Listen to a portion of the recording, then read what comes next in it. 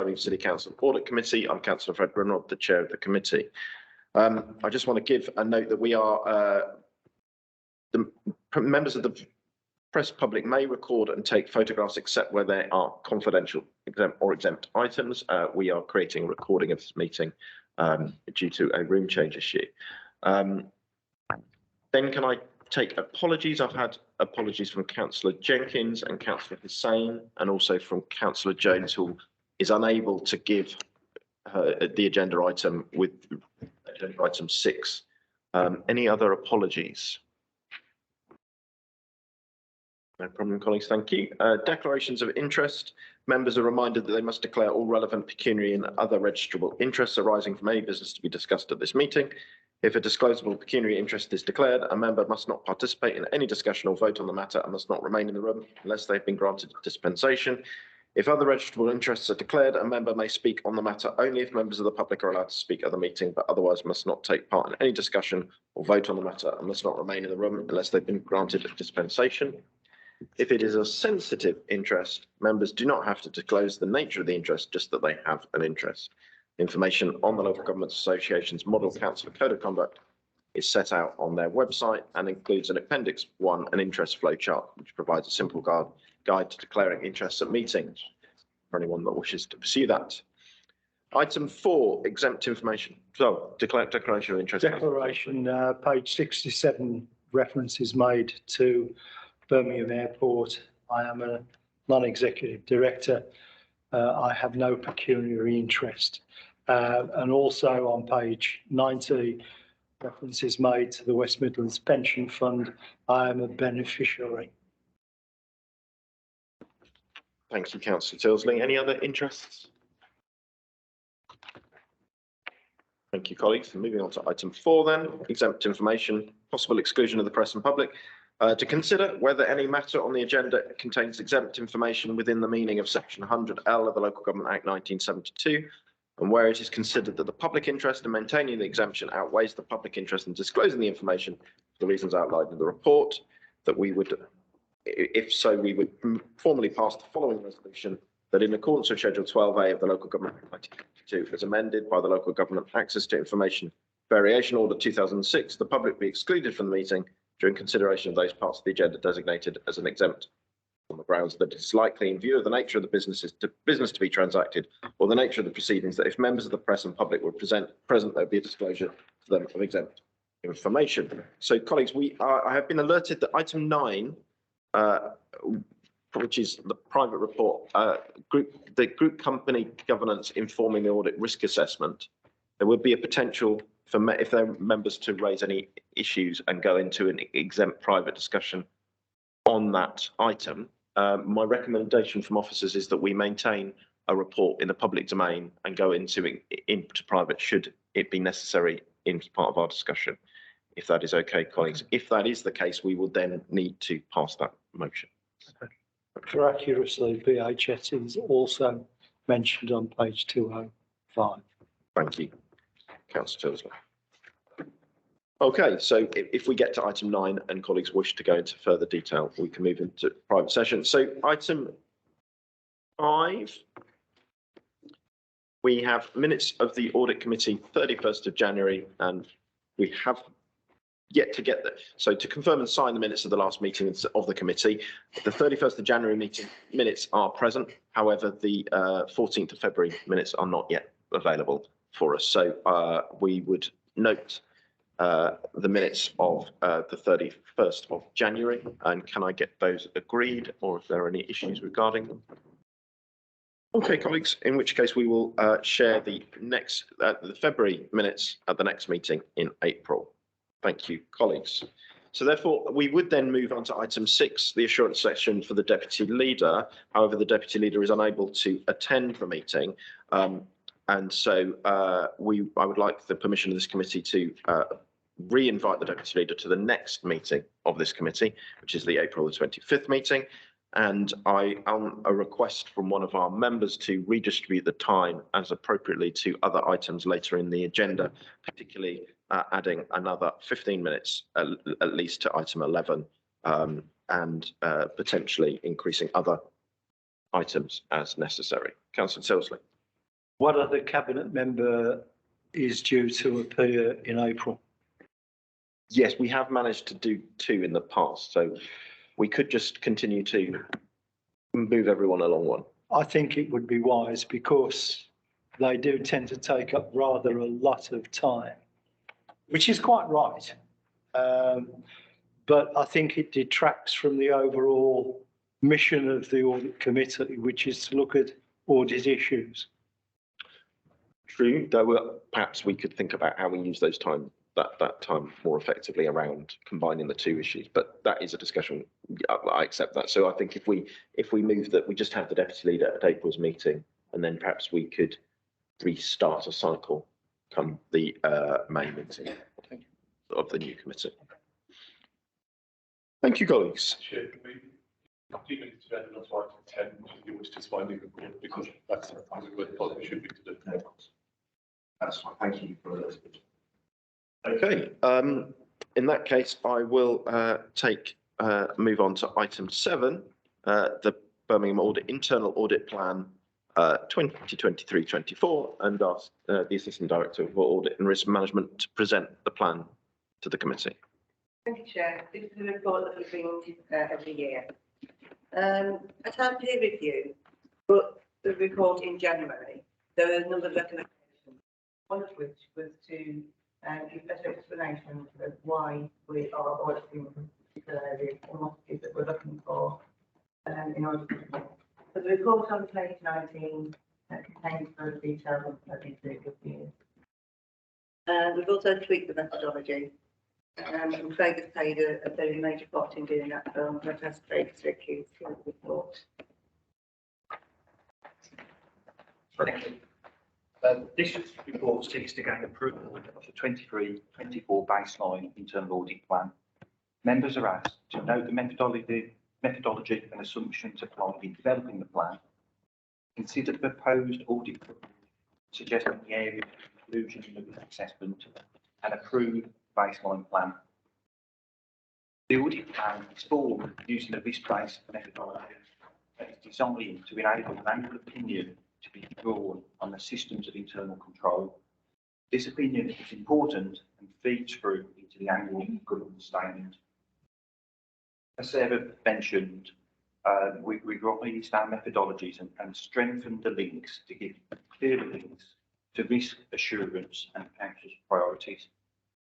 The methodology requires us to identify auditable areas across the whole council and then consider the first and second lines of control defence, sources of assurance and the council's priorities. These auditable areas are also mapped against key governance processes, help ensure that we have a balanced plan that crosses all the relevant areas that we need to cover to give and form the annual opinion. This prioritised list of auditable areas then mapped against the resources that we have available. 23-24, we have estimated a total of 3,990 days.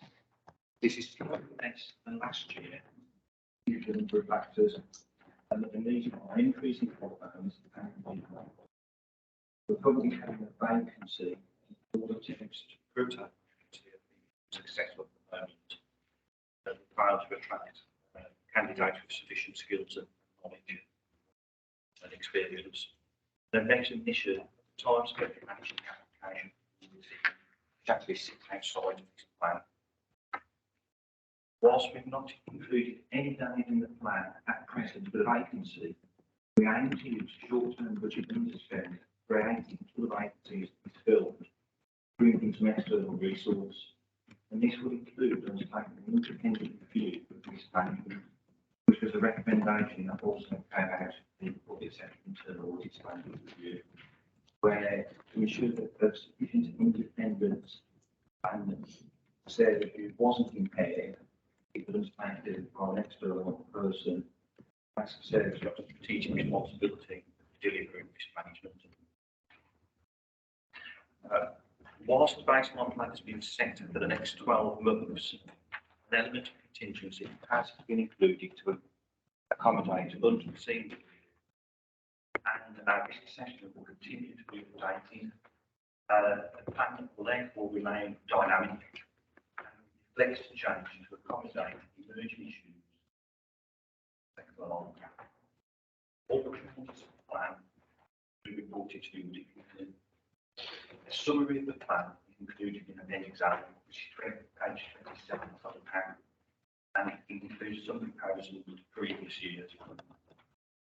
The detailed areas of coverage, together with a brief summary of the assurance that we're looking to provide, is summarised in Appendix B, which is page 28 of the pack.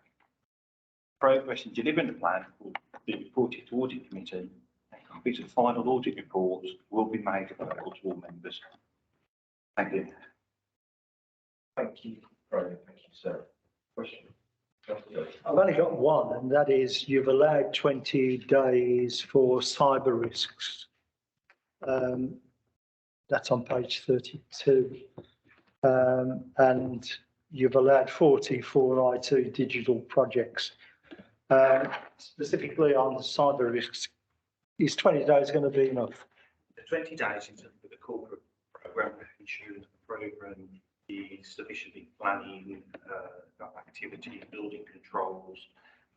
All of the IT work that we do will include looking at the actual cyber controls that are in place and assessing their effectiveness and ensuring that an adequate cyber security framework is in place. And that includes all defence. Yeah, so the 20 days is just really for that corporate cyber security team and looking at the work ahead of the programme and planning activity. Those sorts of controls testing will be done throughout the system, throughout individual pieces of work across individual audit reviews. Okay. Councillor Burks. Yeah, just in terms of obviously the fluid approach in identifying new risks. What's the process for identifying the new risks that come up and adding? Yeah, thanks, dynamic. So we keep it updated. Obviously, the changes to the methodology are varying in this year, and they're still emerging, and we're still capturing new intelligence. But on a regular basis, audit leads will meet with directors, with areas, will contact information. Those leads will then feed into that risk assessment. We'll update the risk assessment, and then on a regular basis, we look at the plan and then decide on higher risks need to be brought in or brought out, and we can flex a plan based upon that process. We also obviously have the days as well, which gives us a degree of extra flexibility. So any sort of really urgent work we can bring in and accommodate within the plan.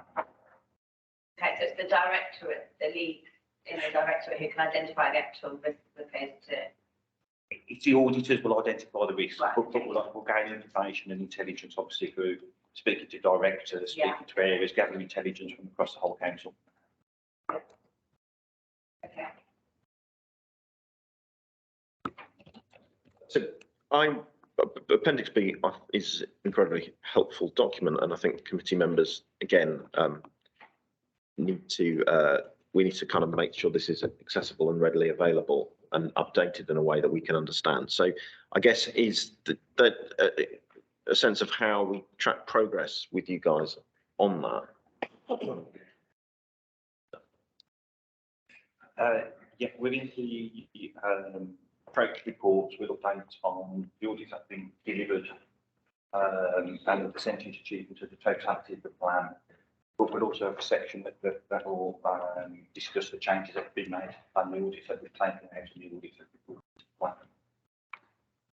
So, yeah, I appreciate that. I think, and also if there's any way again of making it, we often talk about how we can make this simple and understandable for members. I think that we've now got a plan that feels that, that in terms of this new methodology, and I guess it's about that preference update. We've used RAG ratings in the past to make documents more accessible to members. So.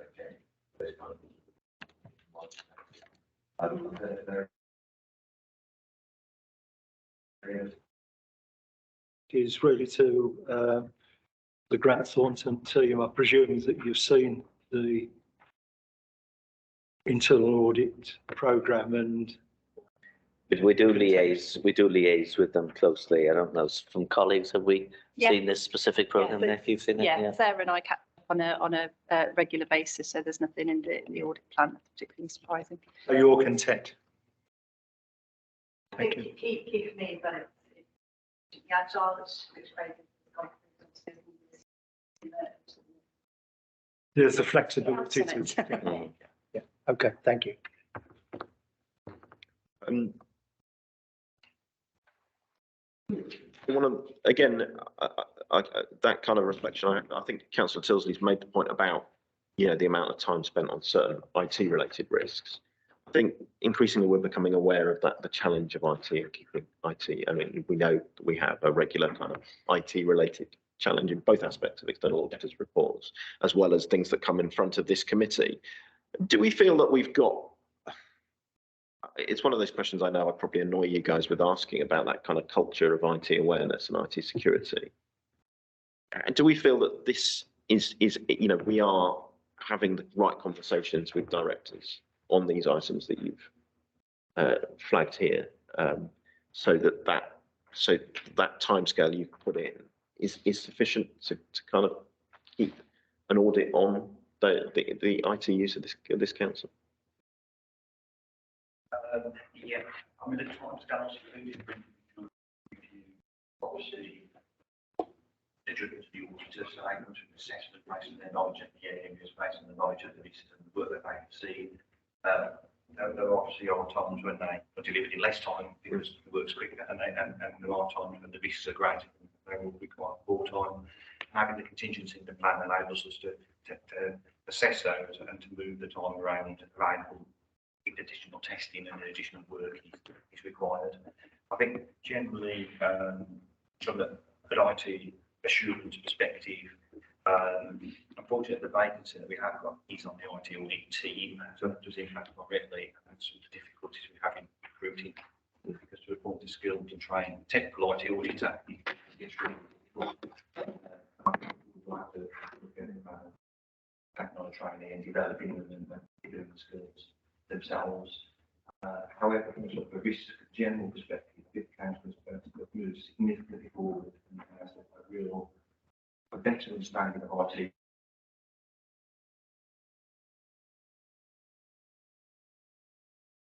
It is protecting against some of those risks.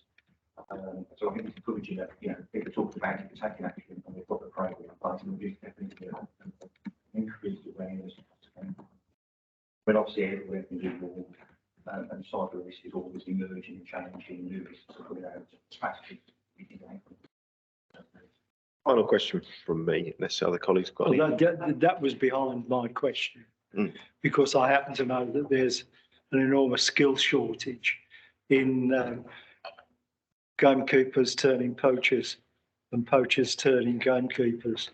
I believe the person that we lost actually stayed internally and moved into the council cyber security team. At least we didn't lose the resource externally. Right. Okay. Final question then from me. So there's the issue of contingency, and as you explained, the ability, the flexibility to move into other areas if necessary. In terms of looking at previous years' plans and work, has there been a tracking of where that contingency has been used up, and thought of any patterns that enable us to effectively enhance this plan, because you're already seeing any kind of routes that your contingency space gets used on? So are we learning from last year and improving this year is my question. Yeah, we always look at part of the planning process, so the individual needs, individual areas, look at the thing to do, look at work with follow, look at the contingency, look at the requests that coming out of areas, looking at national issues and emerging trends, and we will take those into account. I think that the key area maybe on the broad side is whistleblowing. We've seen a real increase in whistleblowing across the business investigation. No, thanks, Greg. It's helpful. I guess it's that kind of continuous improvement aspect and dynamic that I'm delighted that the team has listened, had the review from Manchester and moved forward with this new methodology. Colleagues, Councillor Pope. I'm just going to put this back to a real basic level, if you don't mind. So in terms of this appendix B, and so we've got the activity, your days, and then the insurance. Can you just talk me through it, really basic level? So, for example, if I take city operations, enforcement, litter and fly tipping, and so the assurance is effectiveness of litter and fly tipping enforcement procedures. So how do you go about? Can you just talk me through the process, really basic level, about how you go? I mean, how do you? What do you use to measure effectiveness of the? How does it work? For each of these reviews, Yeah. what will happen is the auditor will have the idea of the base insurance that we're looking to do. They will look at the process and then will identify what they consider to be the key risks around that area and the key areas of concern, the key bits that we need to make sure are controlled. They will discuss those with relevant managers, directors, and agree those key risks. And then those will then feed into our control evaluation. So from those risks, the auditors will determine what are the optimal controls that need to be in place to manage those risks.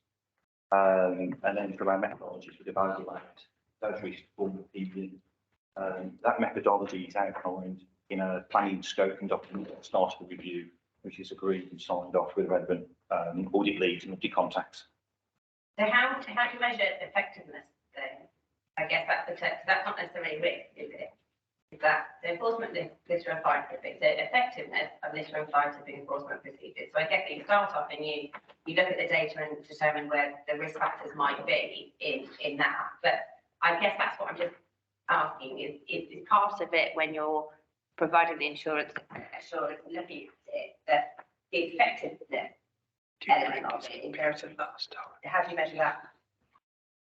I mean, if they were on that one, I think within the scope of the work, they would look at how would they measure those. Yeah. We potentially look at any KPI data, any performance returns,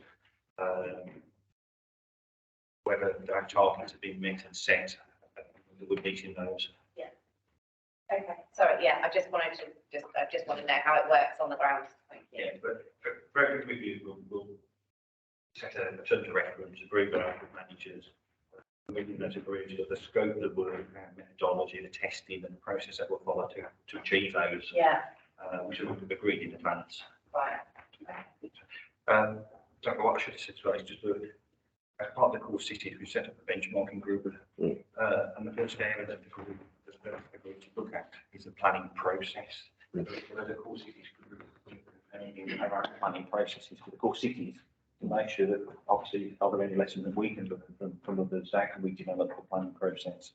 Are there any improvements that we can take from areas across the core cities? Thanks very much. On that. So colleagues, given that questions have been asked and have been answered, we are asked to recommend that the members of the Audit Committee note the methodology and assumptions applied in developing the 23-24 baseline internal audit plan, consider the proposed audit coverage and identify any areas they wish to suggest for inclusion in the ongoing risking process, and subject to any agreed adjustments, approve the proposed baseline plan. Are we okay to agree that, colleagues? Right. Thank you, fellows, and thank you, officers, for your presentation. Then that moves us on to item 8, the adoption of accounting policies for the council 22 to 23, a report of the Director of Council Management. So, Becky, over to you. So each year, about this time, we come to the Audit Committee with the proposed accounting policies, which we intend to use for the production of the Statement of Accounts. And this gives the Audit Committee some assurance that these are the ones that we'll follow unless we come back to you with any variation to those.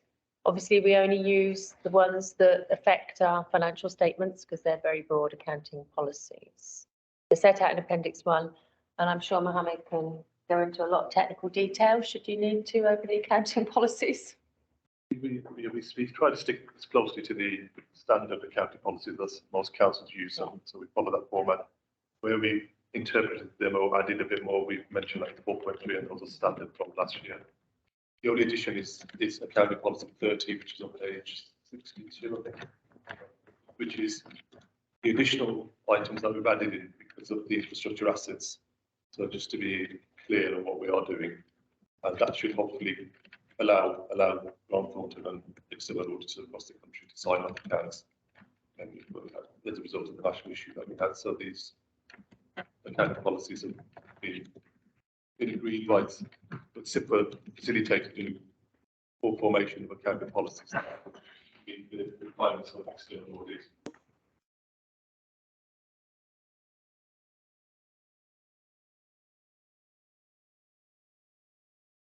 Standard accounting policies don't. If you depart from the material, you'll get that back to your given to you. Thank you. Any other questions? No? Take that. As read with the Let's update things change. Thank you, members. Thank you. Therefore, the recommendation of the Audit Committee consider and adopt the accounting policies for the determination of the Council's accounts 22 to 23 and note the changes to infrastructure assets accounting in 21-22 and then to note the implications for future years' accounts arising from the changes in accounting standards. Can I have that agreed? Great. Thank you, colleagues. Therefore, we move on to item 9, which is the item I indicated could potentially need to go into private session, but we will start in a public session, which is the group company governance, informing the audit risk assessment, and again, a report of the Director of Council Management. Sorry, excuse me. We've got Alison online, so I was passporting it quite quickly. So Alison does all of the work on this, and so I would propose that we move straight to Alison, who has the intimate knowledge of all of the companies. Welcome, Alison. Thank you, Chair, and happy to pick this report up. So the public report on the agenda, excuse me, is a report that comes annually to the committee, and it sets out the piece of work that is done within corporate finance, again annually, in order to assess, if you like, the boundaries of its group consolidation work. So which companies are either likely to be consolidated, definitely consolidated, or potentially coming into that arena. And we have to test each year whether they are close to hitting one of the triggers to be consolidated. And that can be caused by the amount of influence that the council has over it, by its directors. It can be caused by its level of turnover or its amount of assets. So those are the three main tests that we look at, or it could be significantly required to be consolidated. So we will send questionnaires through key officers to all of our companies, and we will ask them a number of questions on their governance, on their company environment, if you like, their governance, how they're set up, how we know that the people that they who are charged with governing that body, that business, be it either in key roles such as Director of Finance, Chief Executive, or on their board. How do we know they've got the right skills and ability to carry out that role? What sort of risk registers are kept? How does the company identify risk both within itself and within its industry, if you like, that broader environment in which it operates? And then turning, if you like, to that detail of consolidation, how does it record a number of its key elements within its own ledgers and financial statements, and areas there that can trip us up? We have to make sure that we're all reporting on the same basis in line with UK GAAP, but also things like financial instruments, investments that they might have. How are they recorded? And do we need to do any further work, if you like, on asset valuations and key financial instrument valuations? So there's a deep technical element to this, but there is also that overriding governance and assurance piece as well. So this report and the appendices that are on the private agenda are reported, if you like, to Cabinet Committee Group Company Governance annually. So it went to their last meeting, which was just last week, because it had been delayed from earlier in the month. And that committee reviews, again, same as you, the appendices, and if it has any particular items that it would wish to bring to your attention, it will do so. That committee also, as I'm sure you're aware, will review our key companies during the year, and they will be asked to attend the meeting to present their business cases, their business plans, and talk about their performance and their risks. So this report then, bringing all this information together, in many ways consolidates some of the work that that committee has been doing through the year. I think that that's all that there is on the public agenda. Thank you, Alison. I appreciate your report. So colleagues, we need to make a decision if any colleagues have any specific questions with regard to the appendix with report we've been presented with. If they do, then we'll need to kind of go into private session. If colleagues don't, but want to talk to Alison more about the process she uses, then I think we can remain saying a public session discussion.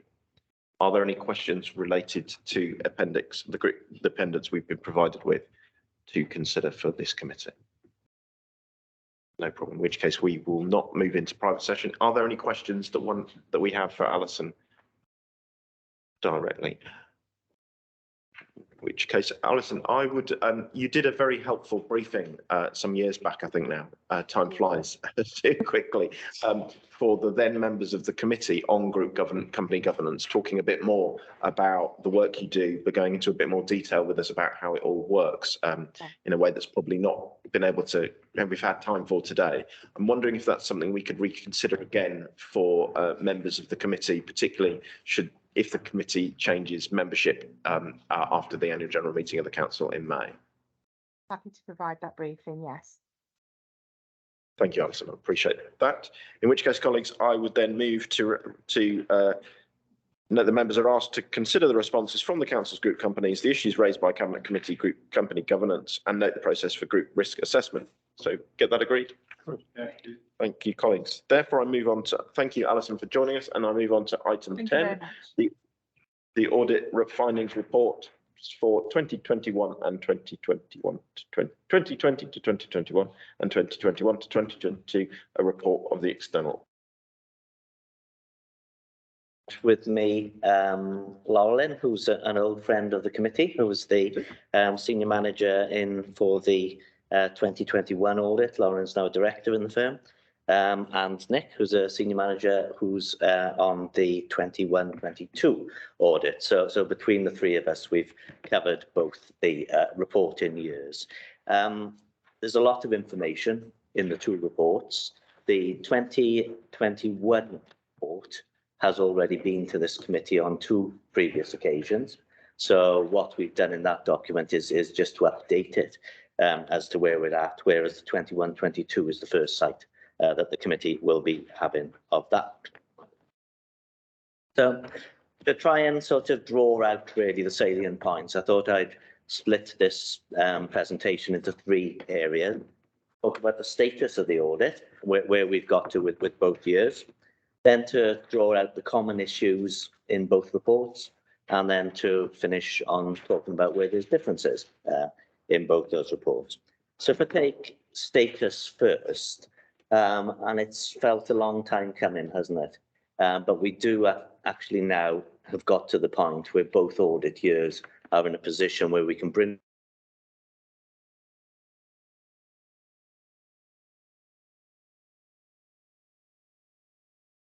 audit opinions in both of those years. As you would expect, the 2021 audit is more complete than the one the year after. It's pretty much done. It's pretty much done. We've just got to check on final disclosures, just be happy with everything around that, and certainly check on the final annual governance statement, which needs to be finalised at the date that we sign. So that needs to be brought up to date. Now, so that audit in particular has been delayed, as has similar audits across the country. For one specific reason really, and that's the reason that I've trailed to the committee before on the accounting for infrastructure assets. That also had an impact on the 21-22 audit, although there are other factors that mean we're not quite there with the 21-22 audit, but still close enough that I can report it to you. In both of these audits, when we get to the position where we're absolutely 100% ready to sign, we will issue a very final document, but I don't propose that that would need coming back to committee. I think that would just be done by circulation to members. So let's look at then the common factors that were within the both audits. So the first one is the highways infrastructure. I'd explained to members that it needed a number of things from government to actually make it possible to report and audit in this area. I think inadvertently SIPFA had, through its accounting code, set a challenge for reporters and for auditors that was an impossible challenge to pass. So government has recognised that and put a statutory override in place. That statutory override came into force on the 25th of December and allows us to be happy with the brought forward position. It also allows us to be happy with the policy for not writing out assets that would be partially depreciated when they are repaired or renewed. SIPFA also did an update to its code, which helped to simplify the and the one thing then that was then left to do was to challenge the useful economic lives of those assets on the in-year position. And SIPFA provided guidance on what expected useful economic lives for various things like bridges, roads, tunnels, street furniture, etc. would be. And we followed that up in detail with officers, and there were some changes made to the council's practice as a result of the SIPFA guidance and a result of our audit of that. So there were some changes made to both 2021 and 21-22 around that position, but no bottom line impact to the council's finances. IT has been a feature in both audits, and IT was also a feature in our value for money audit, and I suspect will be a feature in our subsequent value for money audit for 21-22. We've reported the sort of the anomaly at this council that the IT security access controls are more broadly applied. There are more users with higher levels of access than one would expect, certainly than our IT audit colleagues would expect. We've also picked up on matters around things like the fact that the journals procedures do allow senior officers to undertake journals work, which in a number of authorities that they don't allow. So we've had to accommodate that into our additional testing in both years. What I would suggest on the IT piece is, I think, built on the internal audit work as well, and work that our colleagues from our IT audit team experience, it's something not quite right, I think, in terms of how we're engaging around that piece. So, and through this committee as well, I noticed that. So it would really help us, I think, in future going forward, to get a better sense of the accountability flows for IT within this council, how this committee is assured of those accountability flows. And then I think we can all move on with more confidence from that position. But I don't think we're quite there around sort of that, probably around that sort of expectations management from both sides. So I think that's an important piece for the committee to have oversight of going forward. And the point that Councillor Tilsley, I'm sure, will ask me on page 140 is part and parcel of that. So other things that are in common with both years. On page 92 of the 2021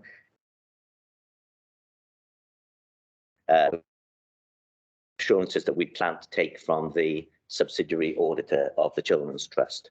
Now that subsidiary auditor did some work that it was fully permitted to do, But because the Children's Trust operates to a level of ethical standard that's different to the whole of the council, even though they were permitted to do that work, the fact that they'd done it meant that we couldn't rely on it because we wouldn't be permitted to do that sort of non-audit services work. So we had to compensate in both years by doing some additional procedures around that. So we got that through as a bit of a speed bump towards the sort of the end of the process, but have generally been able to come through that particular one.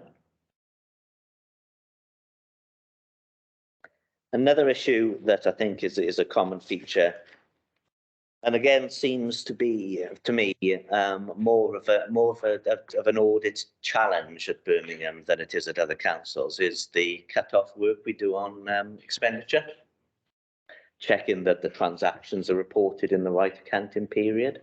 Now, the difficulty is not because of how you undertake your record keeping or anything. It's driven by the sheer scale of the council, because you've got very, very large populations of relatively small numbers, means that in our sampling, if we come up with difficulties on a number of those sample items, extrapolating the impact of that gives a huge material number almost straight away.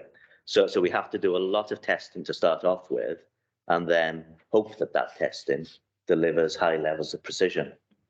And really the only sort of feedback I can give to the council around that is to try wherever possible to eliminate any of the small errors that we come up with, because on those small errors they can result in a disproportionate amount of further audit work.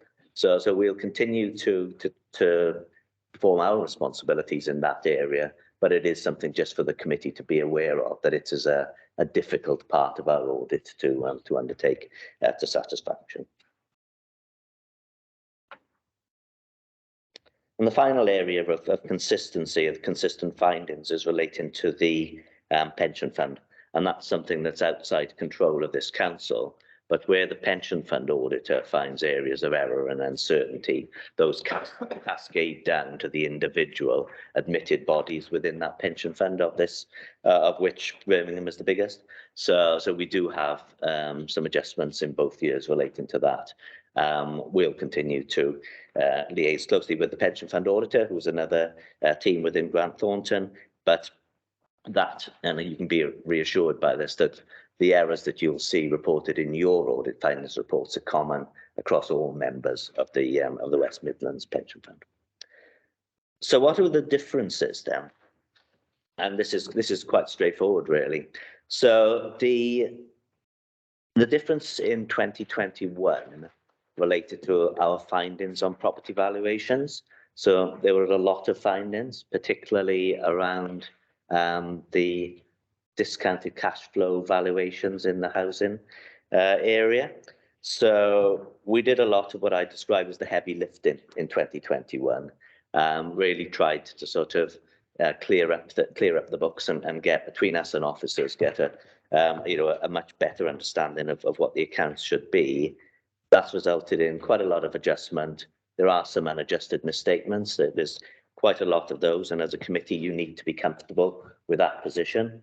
We can confirm to you that we, as your auditors, are comfortable with that level of unadjusted misstatement, but it helps for the committee to also signify your agreement. But by doing that heavy lifting in 2021, the 21-22 accounts are much cleaner as a result of it, and that audit flowed then more straightforwardly, because we'd done the technical and detailed challenge around those areas in the year before. And then the final area then is the point on page 140, which is the IT transition to the new ledger. We're still work in progress there, and really that it was a complex transition, a big project, and we're still working through. So that will be the one area that we might have to come back to the committee if we can't get satisfaction as a result of our further work in that point. As I say, I think the investment in the future will be good if we can get that better understanding around that accountability flow for IT within the council. Okay, I'm happy to take questions. Thank you, John. Very much appreciate that. Councillor Tilsley. Thank you. When I read the whole, I won't say the whole of the agenda, it was a bit too much for me. But when I read particularly the Grant Thornton reports in the plural, the one page that struck me was page 140. Of course, it does draw to our attention what I think are some important issues, and it is to do with Oracle. And I'm getting various reports about cost overruns, staff dissatisfaction, staff leaving, and it does concern me. And it probably crystallises in the second paragraph. And for colleagues that haven't read the second paragraph, I'll read part of it. Management requested that I think I'll have to start again because that takes it out of context. We have proposed in response to our SAP findings that we deploy our automated Oracle tool, FastPath, so that we can get an understanding of the security in relation to the privileged access in Oracle. Management requested that this be postponed to the new year once Oracle had been further embedded. We made further requests in December, January and February for this work to be undertaken, as it is critical that this work was undertaken prior to 2022-23 year end, so it can be used to inform our 2022-23 audit. This work is now underway. The delays in responding and difficulties encountered in engaging with the council's IT staff fall within our remit for considering the council's arrangement for value for money, and therefore will be commented on further in our annual auditor report. That paragraph really does concern me, John. That there seems to be a reluctance from the City Council's IT side to engage with you. As I preface my remarks, I am getting reports of concern of cost overruns, and I wondered whether you'd like to make any comment. And perhaps... Yeah, and one process that, and it could be how we're asking and who we're asking, but we get an extremely good and effective level of engagement from the finance team here, and we really do feel the same page in trying to get our respective responsibilities delivered. We don't feel that with the IT side. We have a separate IT audits team, they're a specialist audits team, but that shouldn't make that engagement any more difficult. So no, it's not where it needs to be. And in the spirit of the sort of constructive engagement for the future, I think that's how we should approach it. Quite happy to come in if you like. So back in September, this is all around the security side of the system. We commissioned KPMG to do a piece of work for us around the security of the system. Okay. And that has obviously now is feeding into our Oracle stabilization plans. I believe you've got that now, John, and you should have had it sooner. I don't know why you didn't do it sooner. You should have done. Yeah. So that's an apology from our side. And you'll also know if I'm planning to take it up the Thank you. Yes, I understood completely. I've been an external auditor in the past, so I understand completely why external auditors need this information before the year end. So it was late coming back from IT. What I would say to you, the reason is busyness. Okay, and that if I thought it was reluctance at all, I would react differently. but it is absolute busyness from IT. So, but that doesn't excuse the fact you didn't get it sooner. You should, so there's a really comprehensive piece of work that's been done by KPMG and Audit Securities, which will give you a lot more information than you would have got from speaking to IT. So hopefully we've gone overboard on that, even though we were late in getting the information. So we have shared all of that work with them. I think we would like to know for the future, you know, who is the best to engage with, how is the Yeah, best and we way to can give you a engage, name. so Yeah. it doesn't come to us Otherwise it to comes have to that me. conversation. Yeah, right. It's buried in my It shouldn't be you, inbox. Becky, I know that, yes. But I did react straight away, as you know. So I think it's about key contacts and making sure, and I need to make sure that IT are responding to you and that you escalate it straight away to me if it ever becomes an issue again. React. So I take, in terms of the paragraph that Councillor Tilsley's read out, I take the delays in responding, but for me, there's also a difficulty encountered engaging and recognising that kind of route that you set out there, Becky. I do feel that perhaps there's something that the committee does need to hear when Councillor Francis comes in front of us, which I'm not sure when that is, but perhaps as part of rethinking through our agenda for next year, we could have that as an urgent item. It does feel to me that we get your assurances here in terms of finance engagement, but the external auditor has set out that there seems to be and IT's within my remit too. Yeah, and so it would So be. Capital decouple. So it would be good then, in which case. Well, let's bring it through as part of that. Bring How that we to engage. a more fuller kind of sense. So this committee knows that it was genuinely a sense of busyness, Yeah. fine. But there's the question asked, well, if we were so busy that we're not engaging with the external auditor properly, are we resourcing? What are we doing to mitigate against that It's a busyness? resourcing issue. It's the resources. I'm coming back with it as absolutely as a resourcing issue, and you'll want assurances that we've acted on that so that in future years we're not late coming back to the external auditors. Indeed, but it also this sense of we're getting an exponential kind of problem around resourcing. We've heard it from in terms of the IT audit capacity within the auditing team, that there is all of these things. This recruitment issue is constantly kind of a theme in the work that we're seeing, and it's adding. So a problem one year is then exponentially growing next year to become a double the problem, well, triple the problem that the year. And so perhaps there is something that we need to be looking at in terms of that. Services actually, and I think doing the same in being able to recruit. Sometimes is a real challenge for us because we do compete with the private sector and they do pay a different level to what we pay. Across IT auditors, legal, and there is a general demand issue and supply issue within finance and within accountants. And I think Grant Thornton would agree with me on that.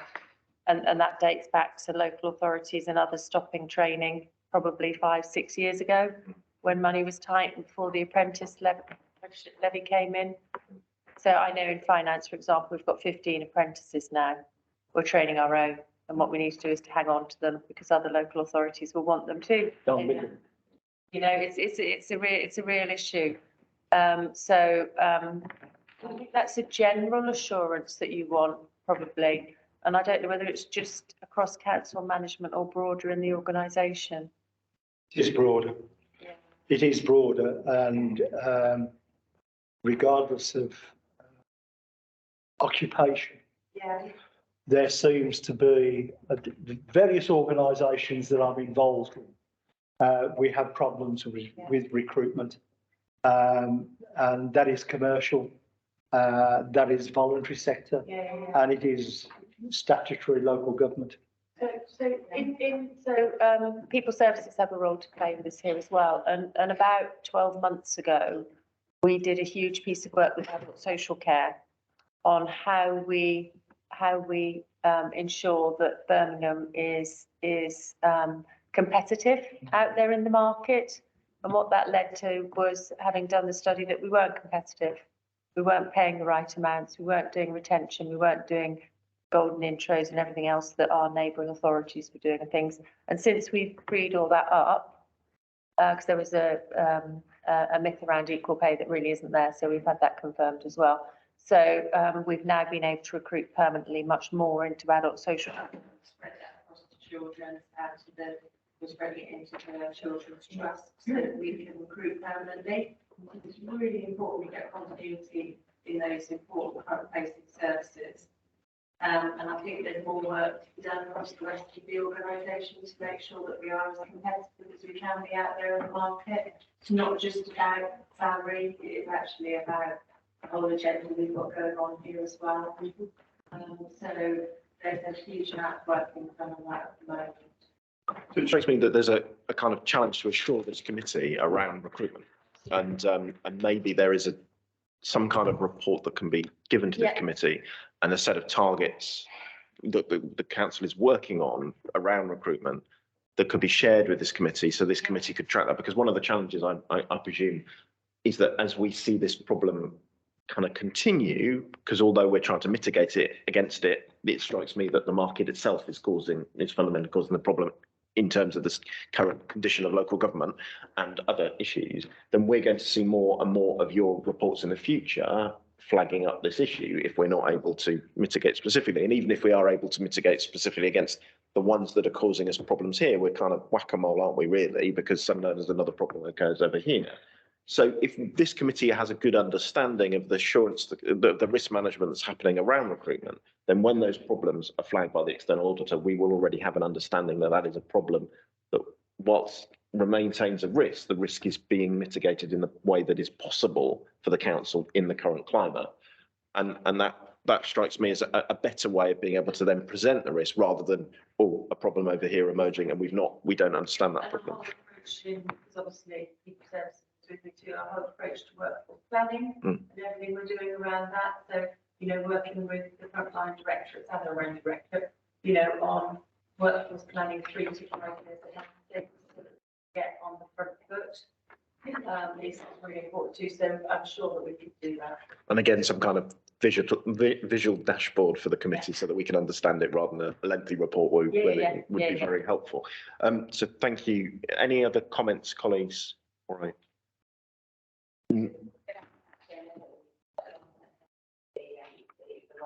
Planning, but actually, I mean, it's not just in terms of for this audit, but we'll see greater risks in every single area that we adopt if we have a shortfall in recruitment. If it's customer services, as you can say. And that will be growing in every sector, isn't it? That we've seen, so we see it in highways, we see it in all of the directorates. Because you're not able to recruit, that means we're getting more and more complaints. Service levels not being agreed to. You know, we've said R and sent everywhere. So I think it is actually one that we need to be. Yeah. Thank you, Councillor Pope. So another question from me, John, is that you talked about the sampling work you're doing and the fact that a small error can suddenly needs to be tested against quite considerably to check that. And you talked about the size of how the vastness of Birmingham City Council and how you manage that and how you know essentially it felt to me a bit like a challenge of you guys have got to be perfect, because if you're not perfect, what you're me finding a small error could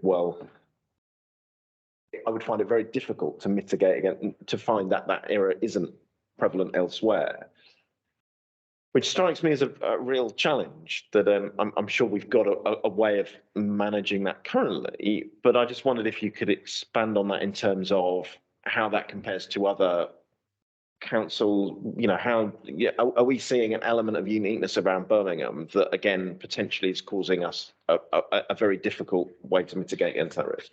It's not because of what you do differently from anyone else, it's because you are different from the other bodies, certainly that I audit, and I do tend to audit the bigger audits within Granthorne's portfolio, including other core cities, and you know, and even then the scale, the upscaling between Bristol and Birmingham is significant, and it makes a significant difference to our sampling at that particular element of the audit. Nick, I'm going to ask you to say a few words around the OPEX and the cut-off and so on. I mean, because we did have some ideas about how we could move that forward. Yeah, so by way of an example, just one element of the completeness testing that we do, and we do four in total, but one element includes sort of almost £1 billion worth of transactions just because of the size of the council. So clearly there's only sort of so much we can test. We don't seek to test more than we need to do, but we only need to find small errors, as John said, before we're extrapolating that over the.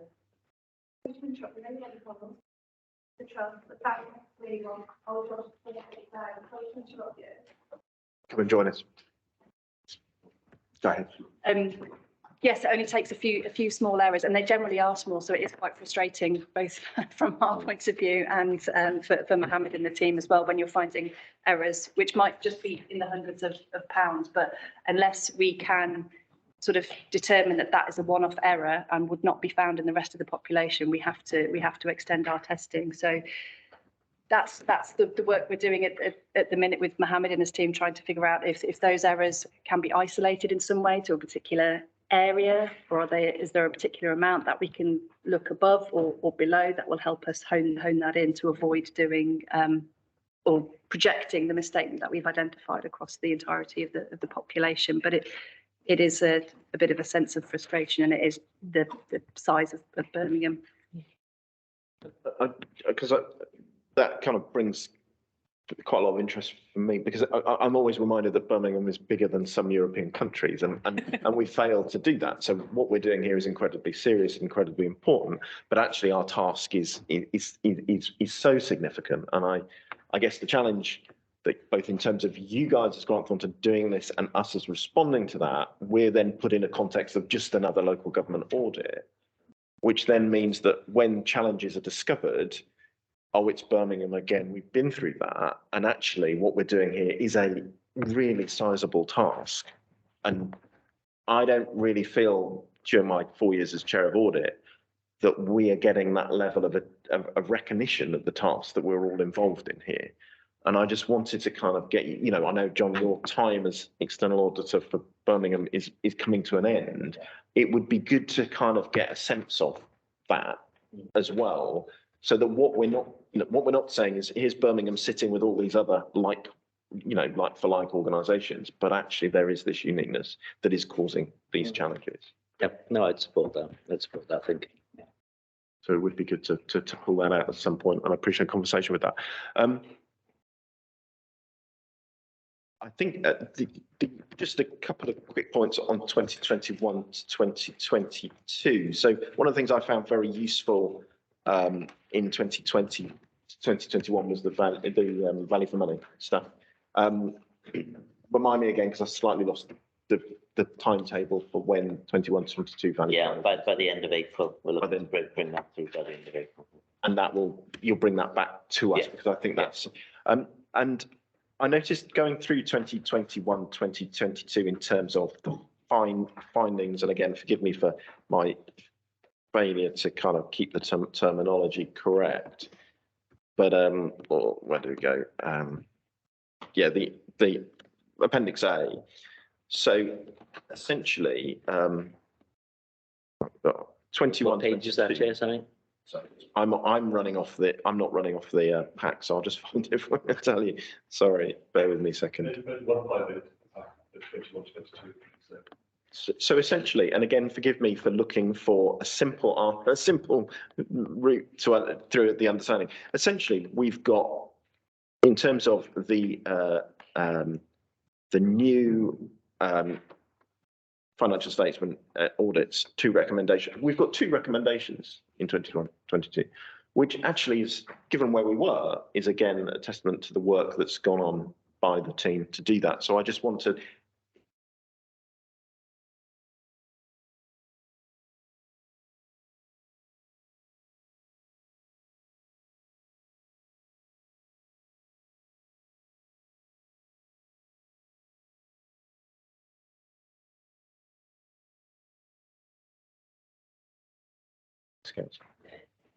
And then, as I said, well, we get very high levels of engagement and respect for the audit process, and it's a relationship, it's a constructive relationship and a challenging relationship, but it's we do feel that it's a good positive relationship from an audit perspective.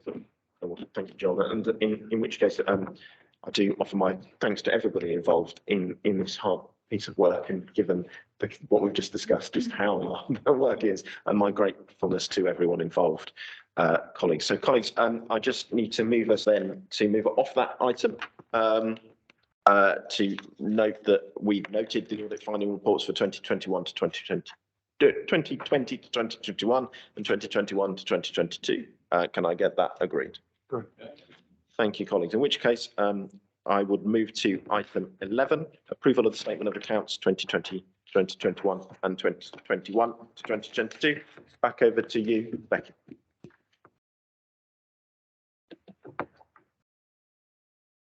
Okay, so sorry, I've not got this up on my machine. So I think the recommendations are to note the audit. The non-audit management Reports, that we've yeah. just done now, but then as part of, it's audit committee's duty to approve the accounts once they've been audited. Yeah. So as John and the external auditors mentioned, that they're poised to sign the accounts. Yeah. They're not expecting any major, with the work left to, for any significant changes to be made to the accounts. So we feel that it's appropriate now for the audit committee to approve the accounts. Incorporate the changes that we mentioned in the audit finding report. So 2 sets of accounts are attached. We just still need to review those to make sure that the changes that we agreed to make are in there. So that they will then line with the AFRs that you've just approved. And also to approve the letters of representation that the Section 151 officer will be presenting to the auditors to explain what judgments we have used, that there aren't any outstanding litigations that the auditors need to be made aware of before they sign off. And as John mentioned, at the back of both letters, there are the unadjusted statements which we could make changes for, but we've decided not to make changes for various reasons. One, because we're not 100% sure of the number. It could be a variable number. And others because there are materials and changes too. And as John mentioned, that not up to our comfortable with that position. Just need this committee to go for that position as well. So those are the two documents for audit committee to approve. If it's in the unlikely situation that the work the grant will do to finish off lead to any significant changes to the numbers, we'll bring those back. But should grant them to one slide up to regular. So we need to make sure that accounts are presented and modified reports.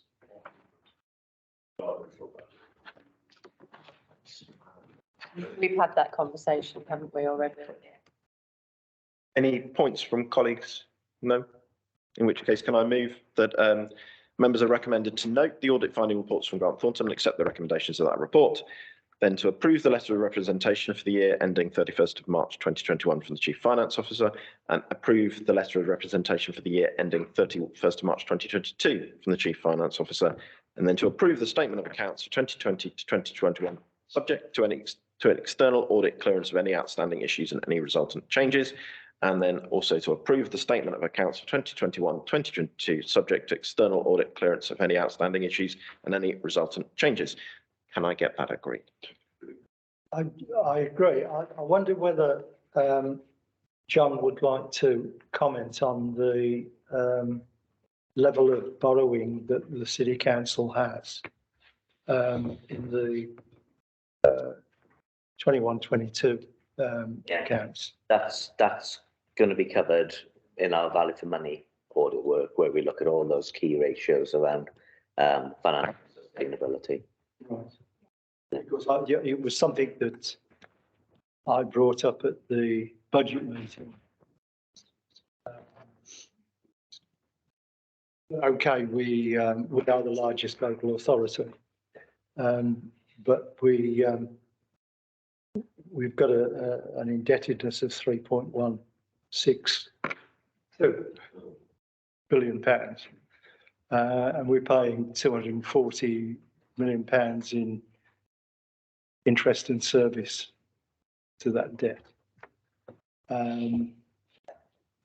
And whilst it doesn't place the local authority in any difficulties, as Slough and various other local authorities have found themselves, I just find it is of concern that we increased council tax and brought in an additional And I'm just going from memory, £26 million through the increase in council tax.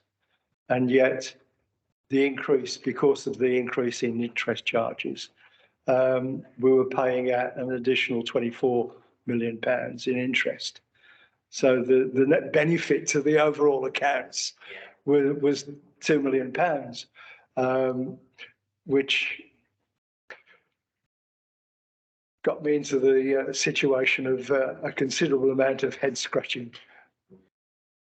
Yeah, and it's one of the factors, isn't it? So the level of borrowing, and clearly, finance director will, advise, and as part of, formal responsibilities to advise on prudence, the council going forward in a whole, sort of basket of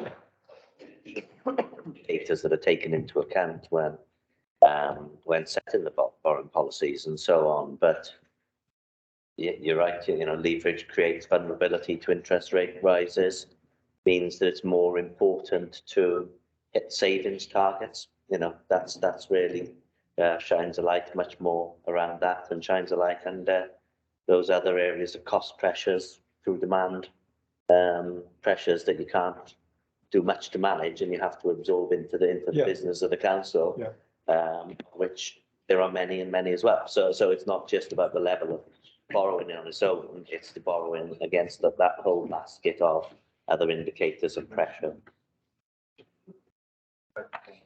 Did the director want to respond? Yeah, just to comment on that. As an absolute, yes, we are the top in the country because we're so much bigger than any other local authority. When you look at it on a per capita basis, we're not. We're about 41st.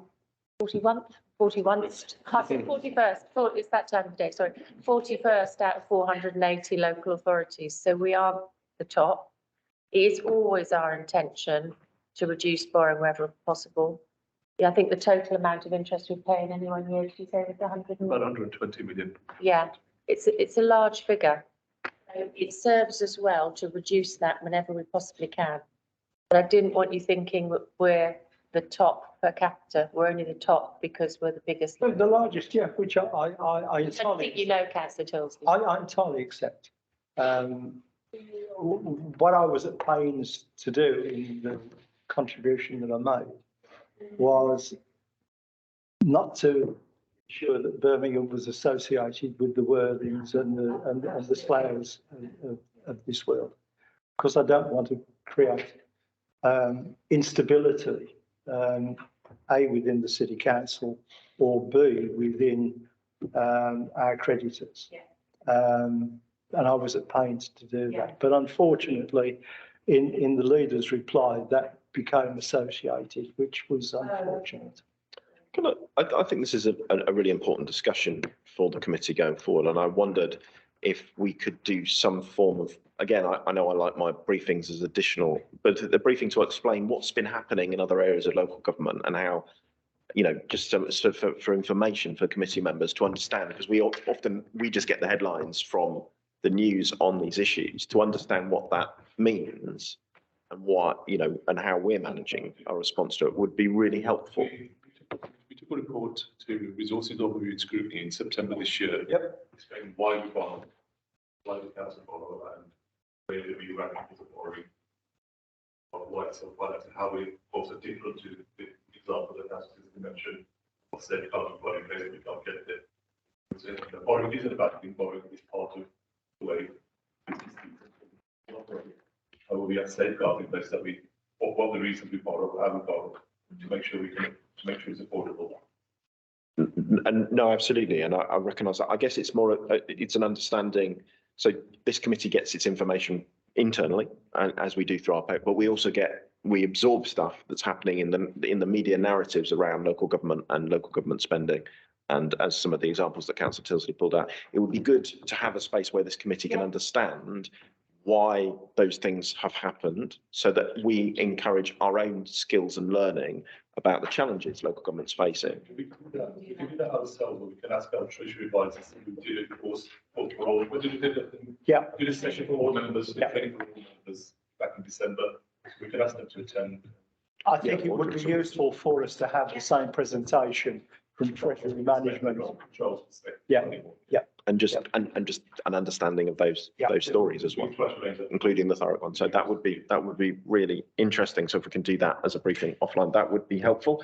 In which case I go back to my request that we, do I need to reread that out again, or do colleagues remember what I said? We agreed on the recommendations of item 11. I just didn't want it to pass through without No. any comments at all. Thank you, Councillor Clisby. So therefore we move on to item 12, the Ombudsman Public Interest Report concerning a complaint in relation to respite support for disabled children. I've got a script to read. Thank you, colleagues, for joining us today. I've got a script to read, which I shall read out to colleagues as a summary. So the summary of the Local Government and Social Care Ombudsman's Public Interest Report concerning complaints about respite care for disabled children. This was with regard to Birmingham Children's Trust. The LGSCO issued a public interest report in this case. The reasons for issuing a report were recurrent faults, significant fault, injustice or remedy, and non-compliance with an ombudsman's recommendations. The complaint. Mrs. F complains about the council's decision in relation to respite support for her disabled children. In 2021 is insufficient, contradicts the social worker's recommendations, and does not meet her son's or her own needs. Council failed to give reasons for its decision. The council has wrongly ended child in need meetings and the support the family was receiving from a disability social worker. The council did not deal with her complaint properly. Mrs. F says, as a result of the lack of support, she and the family are under immense stress and they're at risk of family breakdown. So that was a complaint. The outcome, the Ombudsman's findings. A report was issued and it upheld maladministration and injustice. To remedy the injustice caused, the LGSCO recommended that the council wrote to Mrs. F with an apology and an explanation of why and how the panel reached its decision in June 2021, to pay her £300 to acknowledge the uncertainty caused, to pay her £200 to acknowledge the time and trouble she was put to due to fault in the appeal process, and to advise appellants to the appeals panel since April 2021, if they are unhappy with the outcome of the panel, they can make a complaint to the council under the statutory complaints procedure. And that the council amends its complaints policy and appeal process to ensure those who raise complaints about children's services have the opportunity to access the statutory children's complaints procedure in line with the law and statutory guidance, and provide evidence to the Ombudsman that it has done so.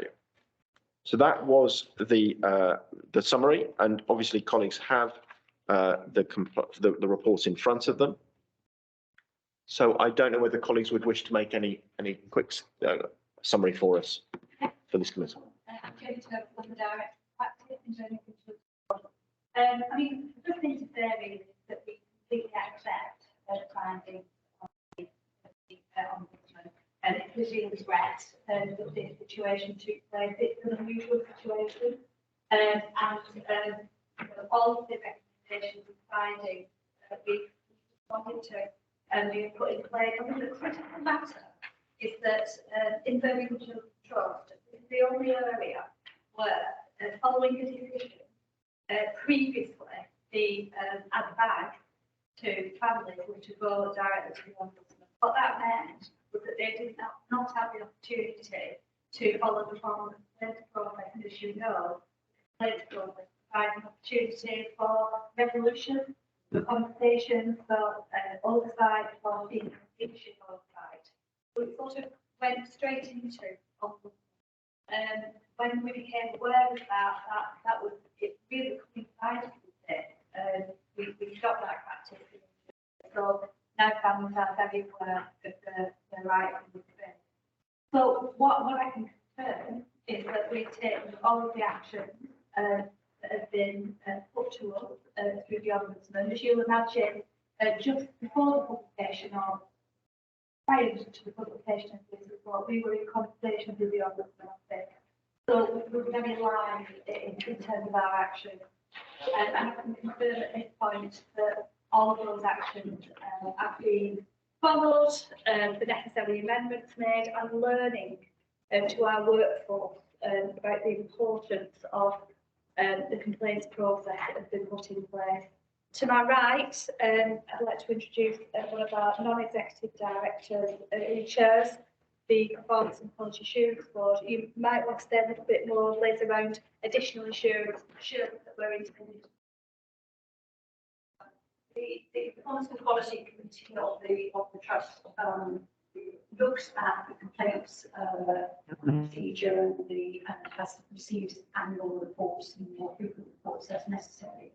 And when we next meet, we'll receive assurance that all the actions have been completed and that we'll be keeping an eye on whether there are any other similar complaints. But you can be assured that our committee will be looking at that with some scrutiny.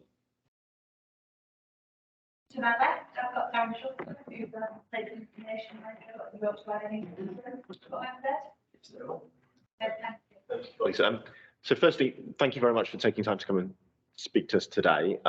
We do appreciate it. I'm very interested in that link that we have. You know, this committee kind of oversees the council's actions, not so much the Children's Trust. So it's that relationship with your committee that I'm interested perhaps at some point exploring further. I'm very grateful to you for attending today. We had a similar kind of set of discussions with the Commonwealth Games Organising Committee, Chair of Audit. So I do think this committee does need to have some form of relation with those committees of the trusts and other bodies that we kind of interact with in this way. So very grateful to you for that. Colleagues, do we have any questions or any points that we'd like to make? Councillor Perch. So I appreciate that in terms of the process and having this actually complaint procedure, but I did just want to know about what changes have been done in terms, because I think that's the other point was raised about providing parents with a reason for the decision in any letter. And so is that now that changed, or is there a different templates used or criteria that has to go into every bit of correspondence so that they're completely aware of why the decision was made? The whole process is amended to respond to this matter. And you know, it's really unusual that we don't talk with families about the reason as to why we made a decision. And that is not usual practice. But what we have done, we have reviewed our policy and our practice guidelines and standards that sit behind that. And now, you know, we're very clear and we check, you know, that as a result of the decision, you know, the parents, but also the professionals involved in the child's life, that they know why decisions are made. And the criticality of that then is that if people know the reason why decisions have been made, then it provides them with a strong platform to understand, but also to challenge if they're not happy. And that's where the complaints process comes in. I have to say though, from my point of view, in terms of how we work in the trust with families, we would really hope that they can talk to us, they can have conversations with us prior to entering into a complaint process. But we've been really clear that, you know, we do share the outcome of complaints in writing and also verbally through our practice. We have addressed that as well. And I was sorry, I've just got, but I was just interested out of, because part of it was the recommendation was to advise anyone who's been to the appeals panel in 2021. So was that done, and how kind of what percentage was taken up, or what's happened with any of We've written out more recently to everybody. So we've backtracked to June 21, and we've written out to all of those people who attended in that period of time. As yet, I'm not aware that we've had anyone come back to say, well, actually, I want to take this on as an issue for me. So just in that space now, Darren, where we anticipate low levels of people coming back because we have low levels of people who are dissatisfied. But nevertheless, we've opened that opportunity for people to come back to us, and we've been really clear with everyone who uses this what the policy features of practice are. I mean, you know, I could have started by saying, go through every one of the recommendations and explain in more detail how do we come to them. And if you'd like me to do that, I'd be happy to. But starting point is we have responded to all of the recommendations. I'm happy to go into more detail. Yeah, no, I think that was, but for me, it was just a big point. That was all I was just interested in. Thank you. Thank you, Councillor Burton. Thank you, colleagues, for coming in front of us today. We really do appreciate that, and would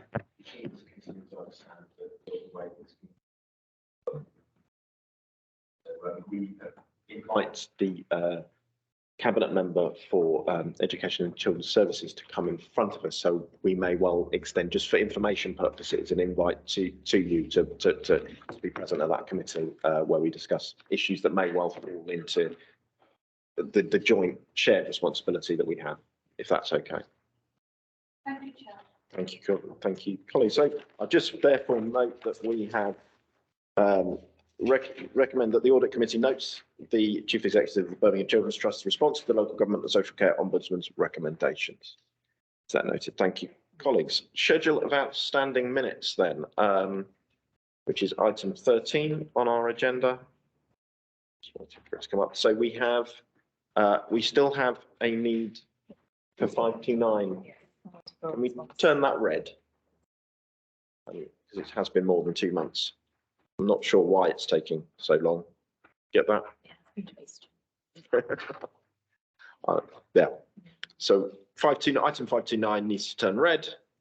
And then item 544. That's circulated yesterday. Wrong. So the The second part was addressed. Mm. And they're happy to come to committee if they want to, so they can help. yes, I think that would be very helpful to accept that the regular update on job evaluation progress. That was circulated yesterday. Yeah, Thank you, colleagues. So we will be adding some other items. Yes. Just on the matter that is highlighted at 529 for the outstanding minutes, I'm quite happy to take that away because the scrutiny committee has also asked for an update on our response to the Ukraine families and the general project. So I'll see if there is some sort of synergy across the two. There's a draft report currently being circulated, and I have to say it is absolutely enormous. There's the extent of the response and the workings of the task and finish groups. So it may be, I haven't finished reading 53 pages in tiny type yet for scrutiny committee, but it is something that I can pick up and speak with Richard about because he might have addressed this issue for the committee in this way instead. And if possible, if the report is so detailed, it might be more helpful for this committee to receive the link to that scrutiny committee that has the entire workings of the task and finish group rather than duplicate some work. It might be more of more interest to members to see the entire summary. I'm going to say summary approach, but it's not a 53 pages entire type. We would very much welcome that. I think that I would see that as a successful fulfilling of this item if we could have that link. So I haven't finished reading it yet, but it's a comprehensive response from Richard. So it may just be prudent just to circulate the link when it goes to the scrutiny committee for this committee, if that's acceptable. Yeah, absolutely. I think that would be. So we would obviously be adding some items to this from the minutes and from the actions agreed in this meeting. Colleagues, therefore, the date of the next meeting is the final meeting of this iteration of the committee on the 25th of April at 2 o'clock, and that will be back in committee room 6 with the new technology. With the new technology. Wow. So that will be something to look forward to.